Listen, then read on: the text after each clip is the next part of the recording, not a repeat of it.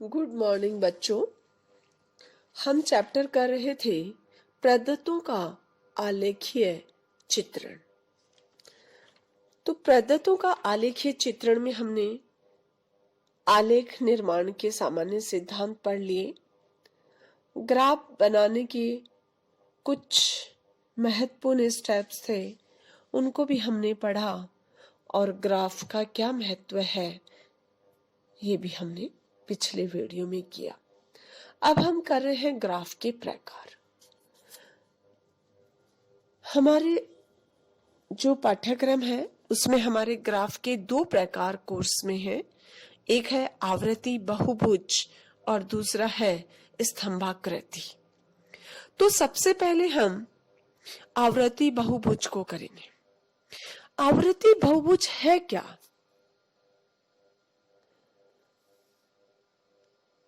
वह चित्र जो बहुत सी भुजाओं से घिरा हुआ हो उसको हम आवृत्ति बहुभुज कहा जाता है।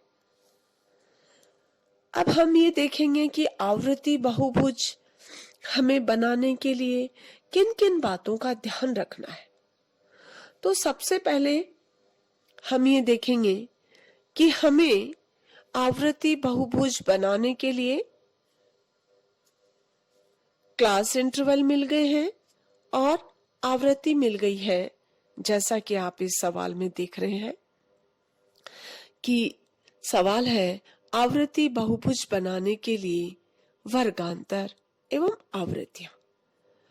तो ये जो वर्गांतर और आवृत्ति बहुभुज हमको मिल गए, ये इंक्लूसिव सीरीज में दिए गए हैं। सबसे पहले हम क्या करेंगे कि इसको शुद्ध वर्गीकृत श्रृंखला में बदल लेंगे और शुद्ध वर्गीकृत श्रृंखला में बदलने के लिए हमें क्या करना होगा कि हमारा जो 10 से 14 का सवाल में जो क्लास इंटरवल दिख रहा है असेंडिंग ऑर्डर में 10 से 14, 15 से 19 और लास्ट का है 45 से 49। तो जो फर्स्ट हमारा है 10 से 14, इसमें निम्न लिमिट में निम्नतम सीमा में हम 0.5 घटाएंगे और उच्चतम सीमा में हम 0.5 जोड़ देंगे। इसी तरीके से हम लास्ट क्लास इंटरवल है 45 से 49 तक करेंगे। जैसे 10 से 14 का जब हमने शुद्ध वर्गीकृत श्रृंखला में बदला तो 9.5 से 14.5 हो गया। इसी तरीके से नेक्स्ट हुआ 14.5 से 19.5, 19.5 से 24.5, 24.5 से 29.5, 29.5 से 34.5, 34.5 से 39.5, 39.5 से 44.5 और 44.5 से 49.5। आवृत्ति बहुभुज बनाने के लिए हमने सबसे पहला ये काम कर लिया। उसके बाद हमें क्या करना है कि आवृत्ति बहुभुज बनाने के समय क्लास इंटरवल के ऊपर और नीचे एक कल्पित क्लास इंटरवल को जोड़ लिया गया और इन क्लास इंटरवल की आवृत्ति को 0 रखा गया जो हमने हमारी तालिका में है। उसके बाद हम क्या करेंगे, ग्राफ पेपर पे एक ग्राफ पेपर लेंगे। ग्राफ पेपर पर हम ओ अक्ष पर वर्गांतरों की सीमाएं को दिखाएंगे। तो ओ अक्ष सीमा लिया, ओ अक्ष एक्सिस लिया और एक साइड हमने ओ वाई लिया। तो ओ अक्ष एक्सिस पे हमने वर्गांतरों की सीमा को लिखा और ओ वाई एक्सिस पे हमने आवृत्तियों को लिया।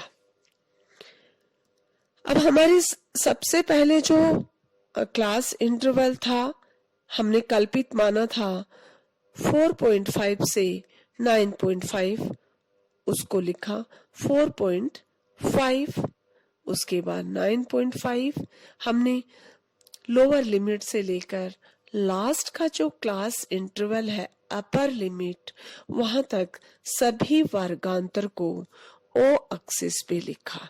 जैसे ग्राफ में हम देख रहे हैं 4.5, 9.5, 14.5, 19.5, 24.5, 29.5, 34.5, 39.5, 44.5, 49.5, 54.5 जो हमारा लास्ट कल्पित वर्गांतर माना गया है।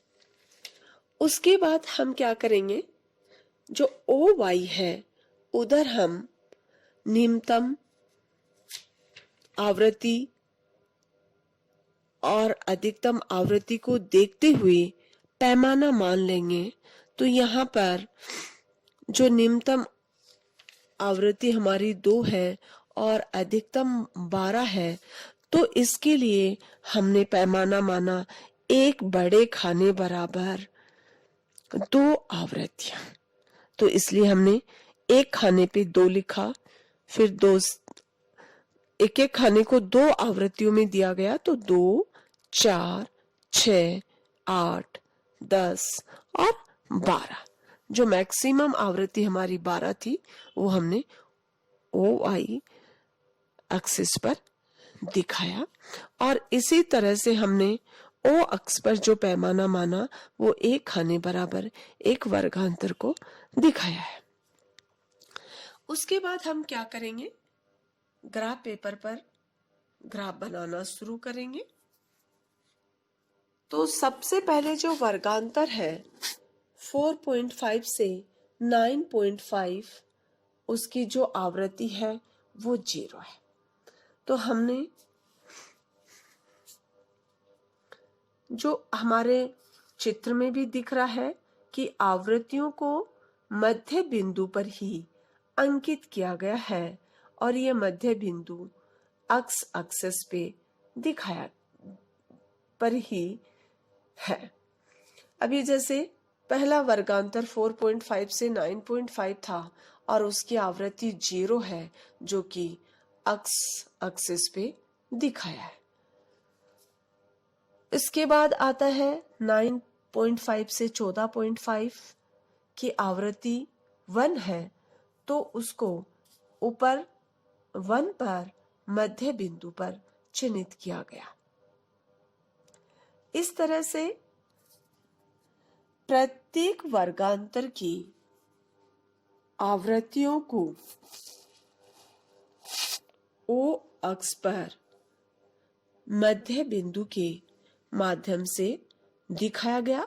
और लास्ट जो हमारा क्लास इंटरवल हमने कल्पित किया था 49.5 से 54.5, तो उसकी फिर आवृत्ति थी वो 0 थी, जो ओ अक्ष के मध्य बिंदु पर दिखाई गई है। फिर सभी बिंदुओं को एक रेखा के माध्यम से जोड़ा गया। सभी बिंदुओं को रेखा के माध्यम से जोड़ दिया गया।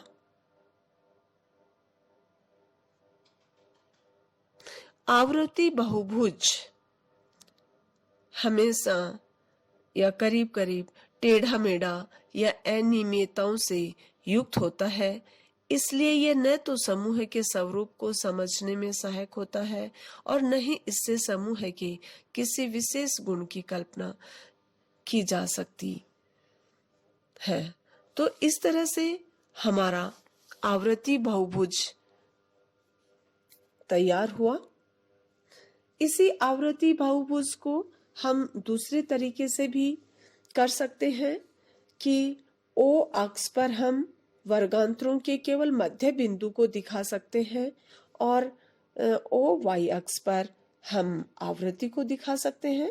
पैमाना हमने वो ही माना है कि 1 खाने बराबर 2 आवृत्ति, और इधर हमने दोनों क्लास इंटरवल की मध्य बिंदुओं को दिखाया है, और प्रत्येक क्लास इंटरवल की आवृत्ति को लेते हुए ओ अक्ष पर एक रेखा के माध्यम से कंप्लीट किया है। तो इस तरह से ये हमारा आवृत्ति बहुभुज तैयार हुआ है और बहुत ही सरल है।